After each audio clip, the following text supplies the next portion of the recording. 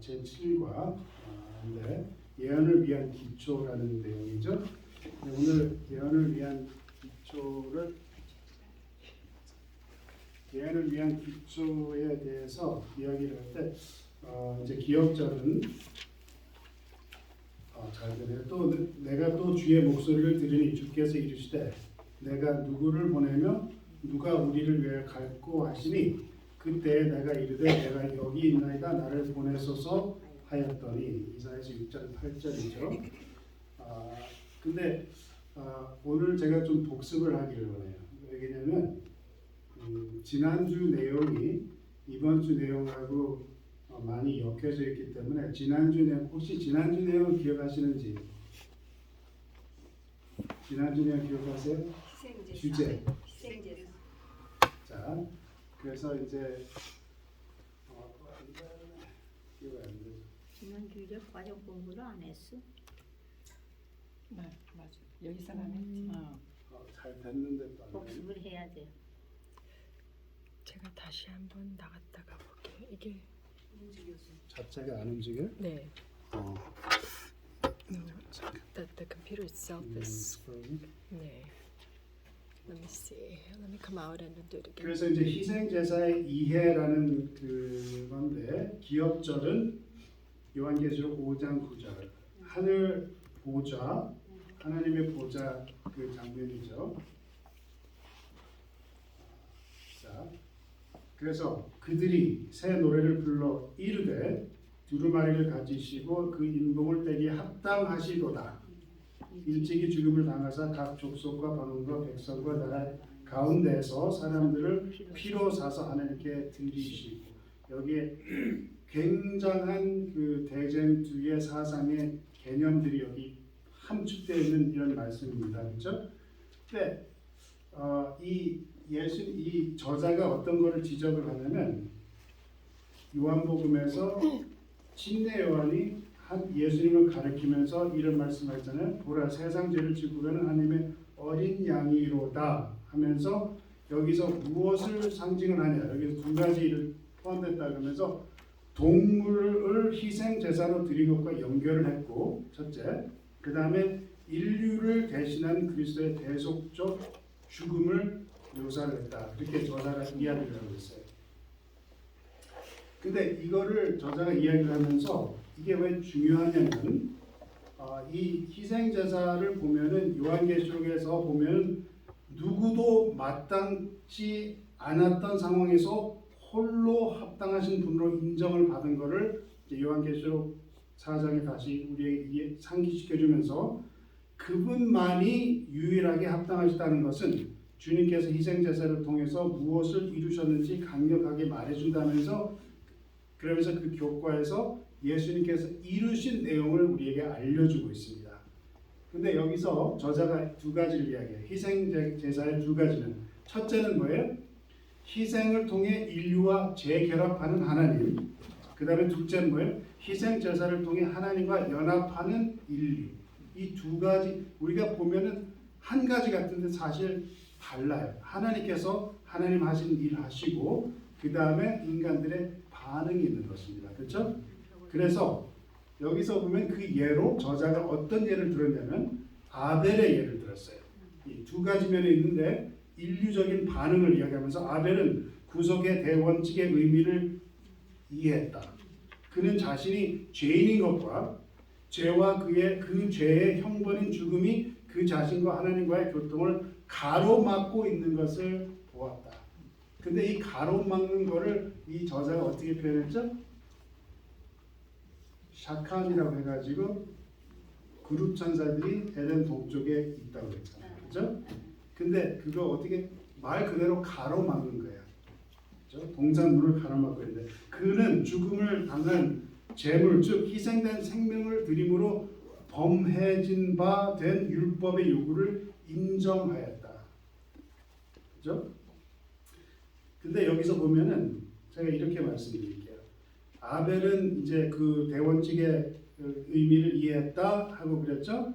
근데 여기서 보면 이 죄인 그 다음에 자신이 죄인 그 다음에 죄와 그 죄의 형벌인 죽음을 마땅하다고 이해를 했다고 그랬어요.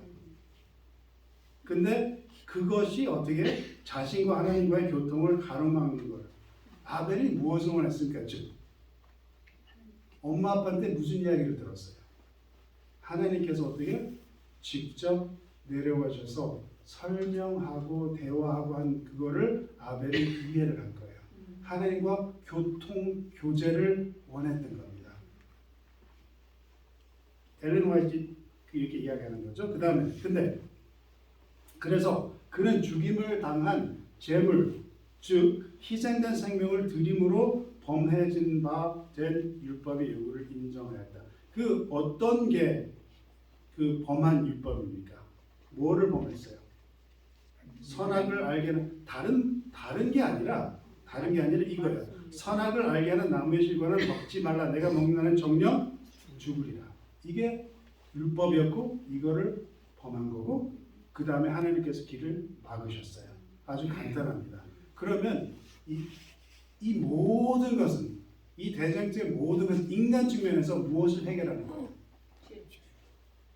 가로막는 거를 어떻게 해서 뚫어야 되는 거예요. 그죠? 근데 그것이 예수의 희생의 의미라는 것을 우리에게 알려주는 것입니다.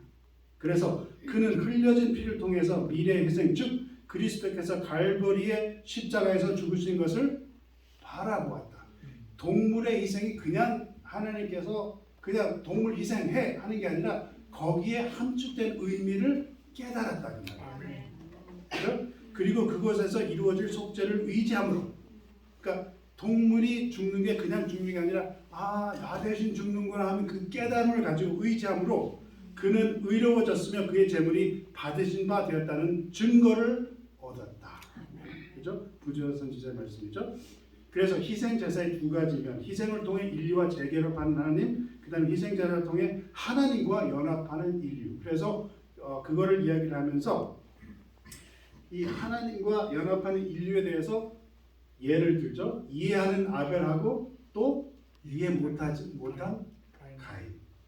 어떻게 표현했어요? self-sufficiency. 자급자족한 가인. 이 정도 하면 됐지 하는 거예요. 이 정도 하면 됐지. 근데 신앙에 이게 치명적인 괴입니다. 우리 믿음 생활에 이 정도 하면 되지 않나? 내가 아침에 일어나서 기도하고 성경 보고 내가 나쁜 일 안 하고 근데 뭐가 필요하다고요?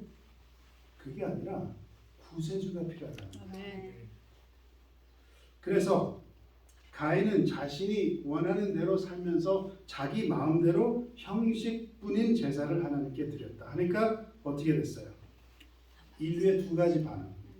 이사야서 1장에서 보면 헛된 제물을 이야기하시고 이사야서 56장에서 말씀하시는 기꺼이 받아주시는 번제와 희생을 이야기하시면서 시편에서 말씀하시기를 뭐라 그래요?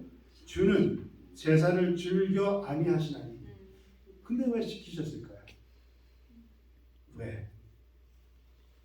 하나님이 구하신 제사는 상한 심령이 하나님이여 상하고 통회하는 마음을 주께서 멸시치 아니하시리이다. 우리가 하나님께 죄책감 있을 때 하나님께 나가기가 그렇게 싫어요. 힘들고 어려워요. 근데 오히려 하나님께서는 그거를 더 원하신다는 거예요. 힘들고 어려울 때 나오라고 해요. 그죠? 그게 올바른 마음. 상하고 통회하는 마음. 그게 또 다른 말이 뭐가 있다고요? 자급자족한 마음. 내가 이 정도 되지 않을까? 참 문제라는 거예요. 내가 그래도 하나님 앞에 참 문제라는 거예요. 그래서 두 번째면은 제가 이걸 일부러 두 번째인데 희생을 통해 인류와 재결합하는 하나님께서 하시는 일을 우리가 보게 되는데 어떤 사람들은 희생 제사라는 개념 자체가 잔인하고 가혹하며 한편으로는 불공정한 것이라고 주장하며 비판한다. 그런 이야기 많이 들으셨죠? 하지만 바로 그것이 저자가 뭐라 그래요? 정확한 핵심이다. 그리스도의 죽음은 뭐예요? 잔인하고 가혹하며 죄 없는 분이 죄인을 위하여 죽는 것은 불공정합니다. 그것이 바로 죄 문제를 해결하기 위해 필요한 것이었다.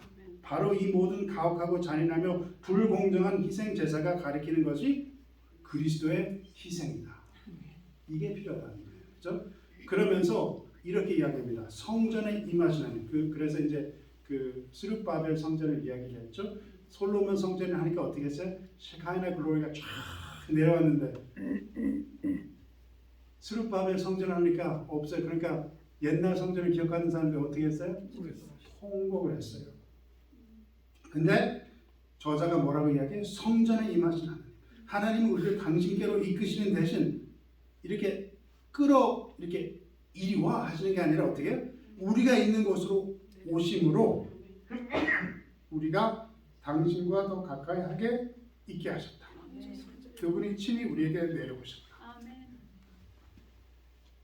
각 선지자는 하나님의 영광이 찬란하게 펼쳐진 장면을 보았다. 그리고 그 장면에 대한 선지자의 반응이 따른다. 이사야는 자신의 입술이 부정한 사람이라고 외치고 요한은 합당한 자를 찾을 수 없다는 비극적인 진실 앞에 울었다. 근데 어떻게 해요? 우리가 어떻습니까? 우리가 정말 하나님의 임재 앞에 만약에 놓여진다면 모세가 어떻게 해서 하나님 임재 뒷면만 봤는데도 어떻게 했어요? 얼굴이 너무 광채가 나니까 백성들이 그가 산에서 내려오니까 어떻게 두려워서 접근을 못했어요. 하나님의 존귀한 영광을 직접 대할 때 우리는 마침내 인간의 형편을 이해하기 시작한다.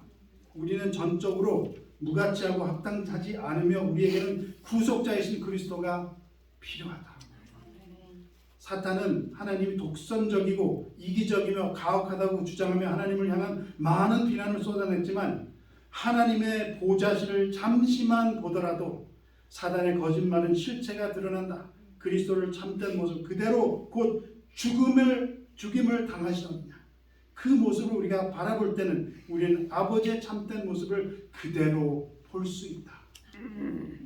예수님을 봄으로써 아버지가 어떤 분인지 알 수 있다는 것은 얼마나 큰 위로가 되는가. 저자가 이렇게 이야기하면서 아버지가 어떤 분이신지에 대한 가장 큰 계시는 우리를 위해 십자가에서 돌아가신 예수님에게서 볼 수 있다. 그래서 이제 십자가에서는 두 가지, 우리를 위해 자신을 희생하실 만큼 얼마나 하나님께서 우리를 사랑하시는지, 그리고 우리가 십자가 통해서만 구원을 받을 수 있는 얼마나 죄 많고 타락한 존재인지 우리가 이제 알 수 있다. 그렇게 이야기를 하는 그 내용이 6장의 내용입니다. 그래서 이제 7장에 가서 다시 이제 예언을 위한 기초 공부하신 분 읽어보신 분. 자, 제 질문을 드리겠습니다.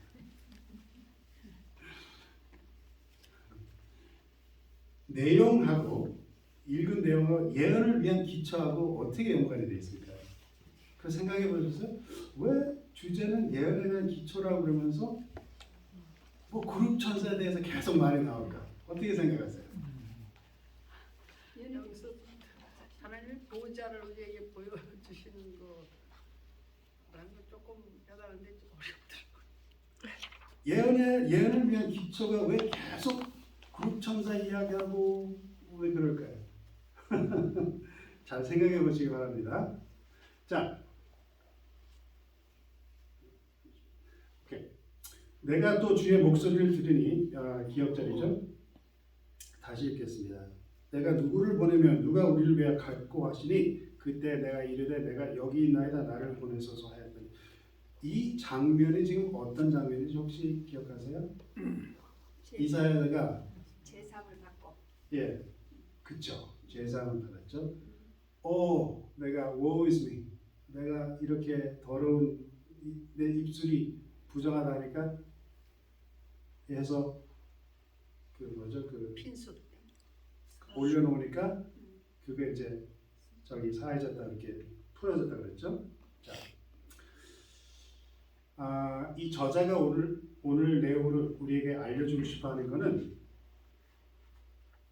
하나님의 권리가 그러니까 예언을 위한 기초.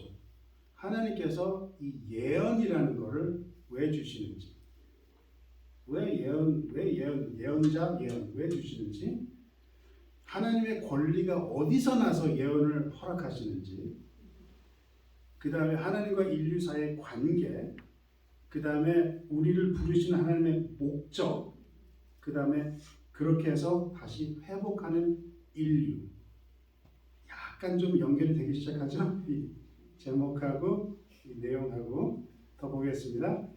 저자가 이렇게 얘기해요. 하나님의 권리는 첫째, 창조주로서의 지위, 그죠? 그 다음에 둘째, 그분의 성품. 그러면서 하나님의 의로우신 성품을 알게 될 때 우리는 죄 많은 인간이 왜 그리고 얼마나 하나님의 영광에 이르지 못하는지를 이야기 시작한다.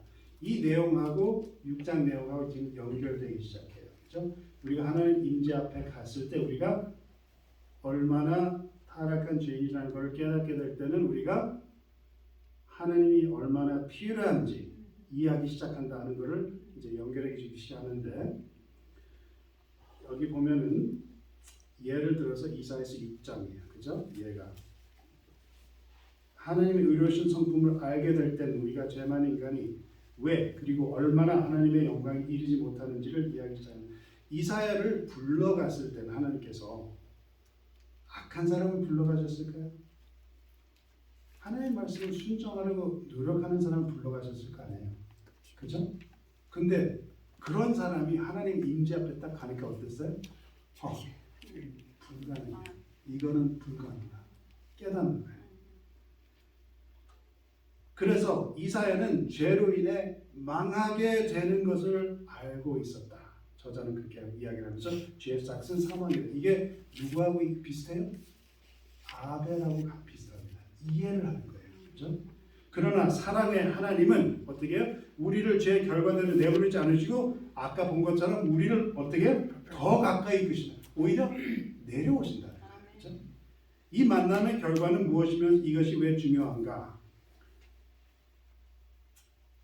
스랍이 제단에서 숯을 가져다가 그의 입에 대었을 때 이사야의 죄는 제해졌다. 이 제단은 하나님의 백성이 자신들을 위해서 중보 기도를 드리는 분향 제단이었을 것이다. 이건 이제 추측하는 거죠. 그의 죄는 용서받았고 그는 이제 하나님의 임재 앞에 설 수 있다고 여겨졌지만 그보다 중요한 것은 뭐예요? 그가 세상의 하나님을 대표하도록 사명을 받았다는 것이다. 예언을 위한 기초가 지금 무엇을 이야기하고 있어요? 예언은 하나님의 지금 뭐예요? 기별인데 기별에 대한 사명을 주신다는 거예요. 근데 그룹 천사들이 뭐라 그랬죠? 제가 말씀드렸죠? 천사라는 말이 무슨 말이라고요? 천사라는 말이 자, 사랑의 하나님은 더 가까이 이끄시고 사명을 주신다. 자, 여기서 보면 스랍이라는 단어는 불타는 존재라는데 누구를 가리켜서 예수님께서 말씀하시는 침례요한을 가리켜서 그는 타오르며 빛나는 등불이었노라. 너희가 한동안 그의 빛을 기뻐하기 원하였느니라. 지금 계속해서 뭐를 엮어가고 있습니다. 존재와 사명을 지금 엮어가고 있는 거예요. 저자가. 그래서 사랑의 하나님은 더 가까이 이끄시고 뭐 하신다고요? 사명을 주신다. 사명. 물론 요한 자신도 은혜와 구원이 필요한 죄인이었지만 그의 사역은 은혜와 구원을 가져다 줄 수 있는 유일한 분을 가리켰다. 이게 우리 믿음 생활의 핵심인가 아닌가 생각이 들어요. 우리가 죄인이지만 죄송합니다. 그리고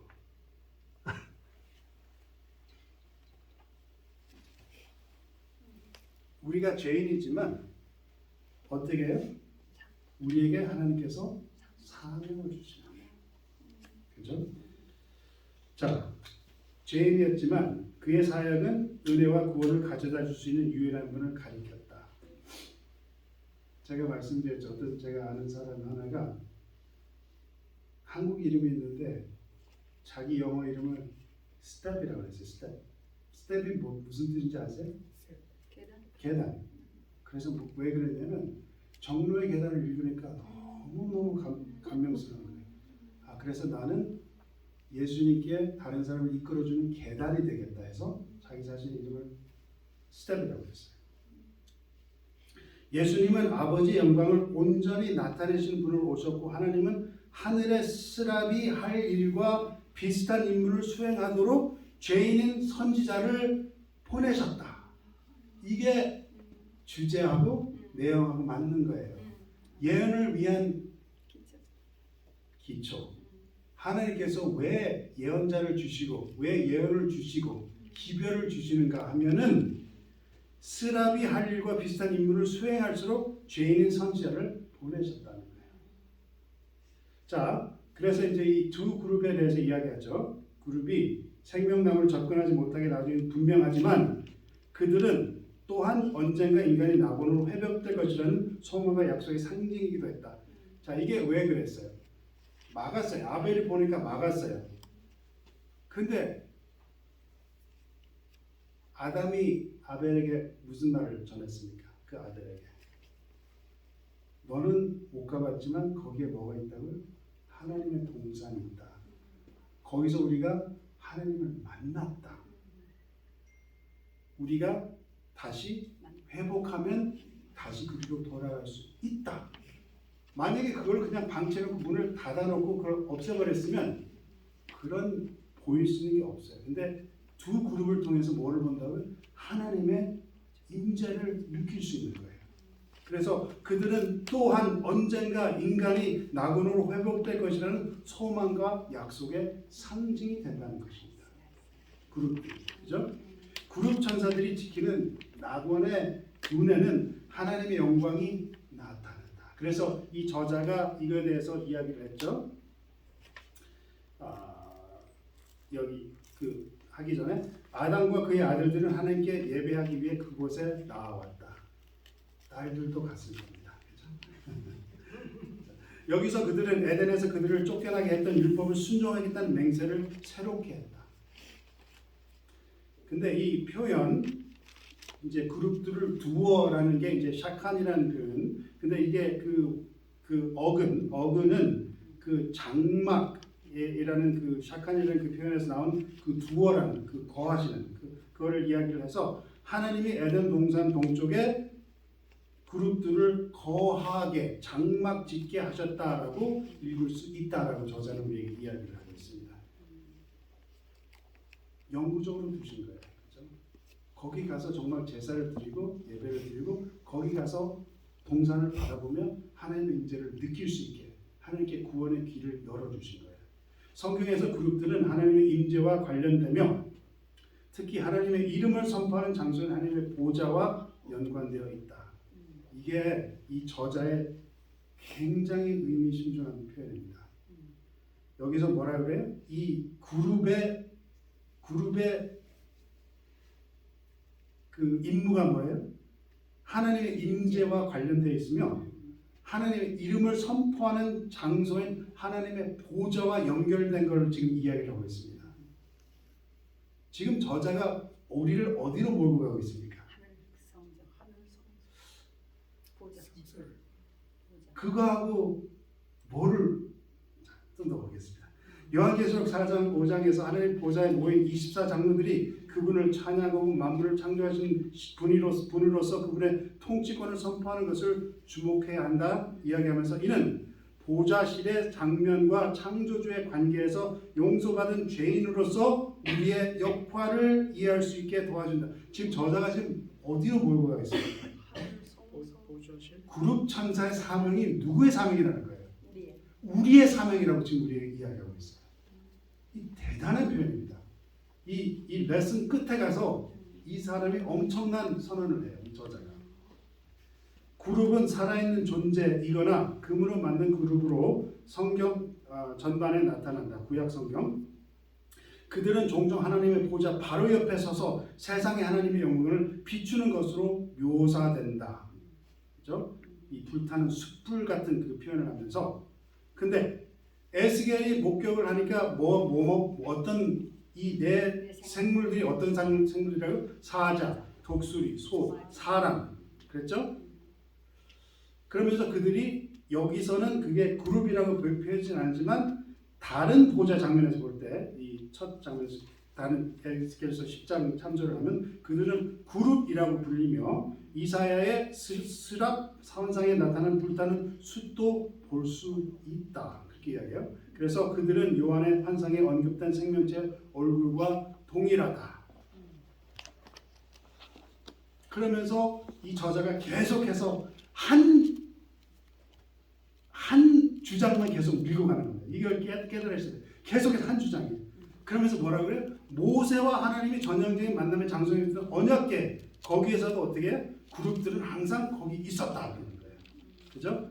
그들은 하나님의 보좌와 밀접하게 연결될 때 우리가 하나님의 형상대로 지음받은 인간을 보거나 하나님의 영광스러운 보좌 바로 옆에 배치된 천사를 살펴보든지 하나님의 모든 피조물은 하나님의 영광을 반영하도록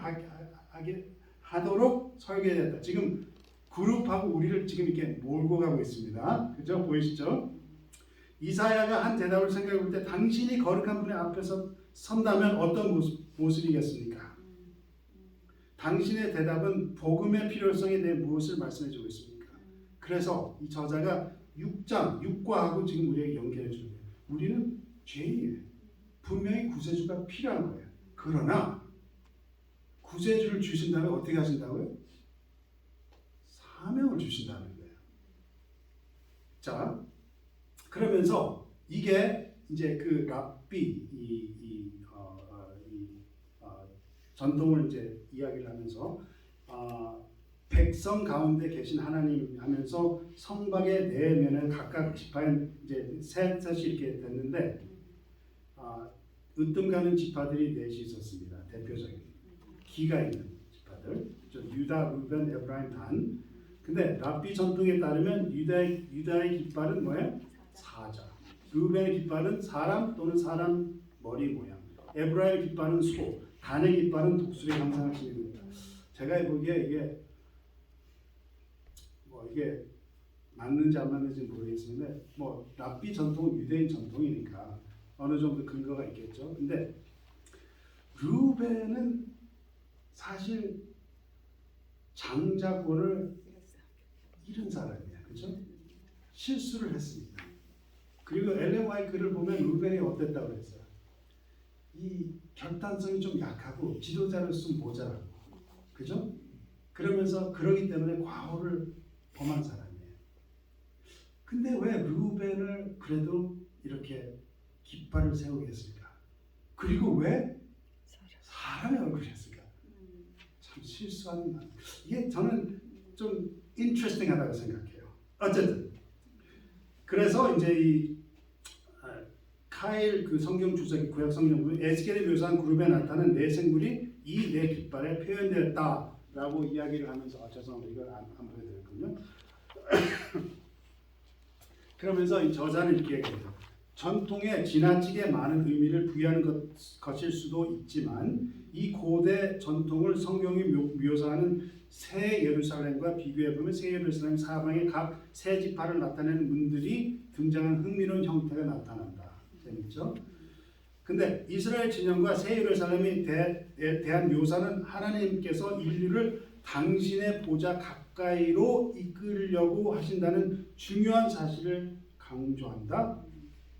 그래서 요한계시록은 주 하나님 곧 전능하신 이와 및 어린 양이 그 성전이라고 가르칩니다 하면서 우리가 더 이상 필요 없는 것들을 이야기하면서 왜 하나님과 어린 양이 있기 때문에라고 요한이 이야기를 하잖아요. 이 인간과 하나님과 밀접한 관계를 우리에게 지금 이야기를 하고 있습니다. 그러면서 저자가 제가 말씀드렸죠. 하나를 가지고 계속해서 지금 밀고 가는 거예요.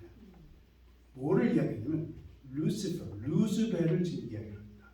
루스벨이 어떤 존재였는가 하면서 하나님의 보좌 옆에 있는 고귀한 지위에 덮는 그룹이었다. 그죠? 근데 그의 존재는 뭐예요? 분명 우주에 하나님의 영광을 드러내었을 것이다. 그러면서 모든 피조물의 역할은 뭐라고요? 하나님의 영광을 드러낸다고 이렇게 이야기를 했잖아요. 이 저자가 계속해서 같은 데로 몰고 가고 있습니다. 하지만 그는 창조주의 영광이 아니라 자신의 영광을 생각하기 시작했고 더 정확히 말해서 자기 자신이 마땅히 받아야 할 경의를 받지 못한다고 생각하기 시작했다. 이게 누구 사상하고 비슷한 거죠? 아까 봤을 때 올바르게 하나님께 반응하는 아벨하고 또 가인. 가인은 어땠다고요? 자기가 충분하다고 생각합니다. 내가 하는 게 충분하다. 오히려 우리가 이 에스겔서나 이사야를 보면 오히려 루시벨은 그 이상으로 어떻게 했어요? 하나님을 능가할 수 있다고 생각했어요. 근데 여러분 생각해 주시기 바랍니다. 우리가 이 가인이 내가 하는 대로 하면 충분히 하는 그 생각이 어떤 생각이에요? 이게 올바르게 됩니다. 내가 하나님보다 더 높아 하는 생각이에요. 하나님께서 이렇게 말씀하셨는데 내 생각은 이래. 그리고 내 생각을 추진하는 거는 하나님보다 더 높다는 거예요. 하나님 말씀하셨지만 부모로서 자녀를 키울 때 가장 답답한 때가 언제입니까? 자녀가 내가 엄마 아빠보다 더 잘 알아 했을 때 그게 답답한 거예요. 그렇죠? 루스벨의 타락, 무엇이 루스벨을 타락으로 이끌었는가? 이 구절을 요한계시록 14장 1절로 12절로 비교합니다. 자, 그러면서 이 자기가 하나님과 높아지는 그거를 하면서 어떻게 됐어요? 결과가 루시퍼는 거룩한 산에서 쫓겨난 반면에 요한계시록 14장을 보니까 구속받은 자들은 하나님의 어린 양과 함께 어디에 있어요? 시온산에 서 있는 것을. 그죠? 인류는 에덴에 있고 루시퍼도 그곳에 있었지만 둘 다 있었어요. 에덴 동산. 근데 어떻게 됐어요? 하나는 버려지게 되고 왜냐하면 회심을 안 하니까. 달리 인류는 그리스도를 통해서 어떻게 낙원으로 회복될 것이다. 그죠? 이러한 맥락에서 엘렌 화이트의 글은 매우 유익하다. 사탄과 그의 천사들의 타락으로 하늘에 생긴 공백은 주님의 구속받은 자들로 채워질 것이기에 지금 저자가 지금 계속해서 뭐를 이야기하겠습니까? 스랍과 그룹의 역할과 자리에 오히려 루스벨의 자리에 인간이 채워질 거라고 지금 이야기하고 있는 거죠. 여러분 이게 대단한 것입니다. 하나님께서 그냥 구원해 주셔서 하늘 구석에 어디에 두시는 게 아니라 인간을 구원해 주실 때는 하늘 핵심적인 역할을 하게 구원해 주신다는 거예요. 그러나 제가 이걸 가지고 자만하라 그 말이 절대 아니라 그렇게 하실 때는 하나님께서 뭐를 하신다고요? 사명을 주신다는 것을 우리가 이해를 해야 돼요. 그들은 오직 복음 때문에 천국에 있게 될 것이다. 복음, 즉 우리가 1장에서 봤죠? 우리가 어떻게 하늘에 올라가냐? 하나님께서 끌어주시는 것도 아니고 우리가 올라가는 것도 아니고 하나님께서 내려오셔서 우리와 같이 하시면서 우리를 데려가시기 때문에 복음 때문에 천국에 있게 될 것이다. 실제로 복음의 주제인 구원은 요한계시록 4장 5장 보좌실에서 눈앞에 그려지듯이 드러납니다. 뭐예요? 예수 그리스도의 희생. 그분만 합당하시기 때문에. 그렇죠? 천사들이 이렇게 외친다. 두루마리를 가지시고 그 인봉을 떼기에 합당하시도다. 일찍이 죽음을 당하사 각 족속과 방언과 백성과 나라 가운데서 사람들을 피로 사서 하나님께 드리시고 이거를 외친다는 거예요. 이것 때문에 우리가 하늘을 갈 수 있는 거고 이것 때문에 우리가 사명을 받는 것입니다. 인류의 구속을 위한 예수님의 죽음, 그 복음을 이보다 더 생생하게 그릴 수 있겠는가?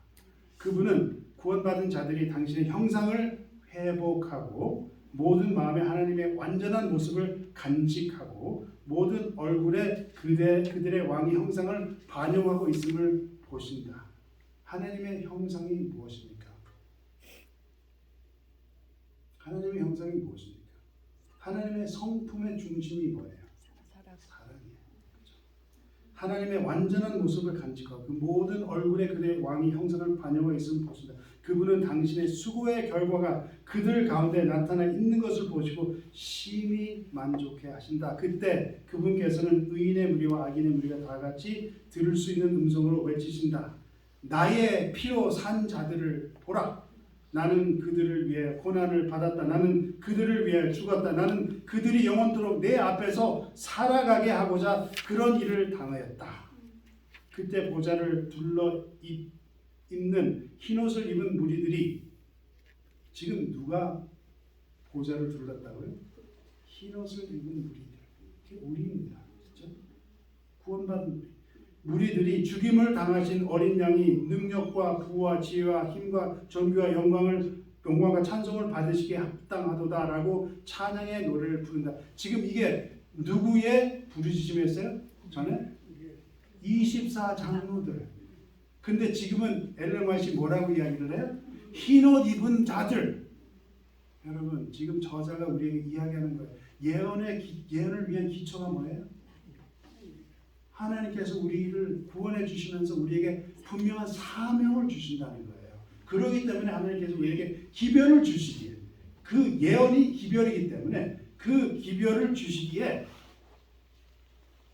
우리를 구원해 주시다. 우리가 내가 어떻게 구원받을까? 그게 우리 사명이 아니라는 거예요. 어떻게 하면 내가 하나님의 계단이 될 수 있을까? 어떻게 하면 하나님의 영광을 나타낼 수 있을까? 이거를 우리에게 이야기를 하는 것입니다. 그래서 이 첫째 부분보다 더 깊은 연구 위해서 첫째 문장보다 둘째 문장을 제가 선택을 했는데 나의 피로 산 자들을 보라. 나는 그들을 위해 고난을 받았다. 나는 그들을 위해 죽었다. 나는 그들이 영원토록 내 앞에서 살아가게 하고자 그런 일을 당했다. 엘렌 화이트의 글에 제가 인용을 안 했지만 제가 여러 번 말씀드렸죠. 우리가 하늘에 올라가서 하나님에 대한 증언을 영원토록 할 거라. 그게 우리의 사명이라는 거예요. 그래서 이 예언을 위한 기초가 그런 기초라는 것을 이해를 하시고 하나님의 사명에 대해서 계속해서 생각하시는 성도들 되시기 바랍니다. 아멘.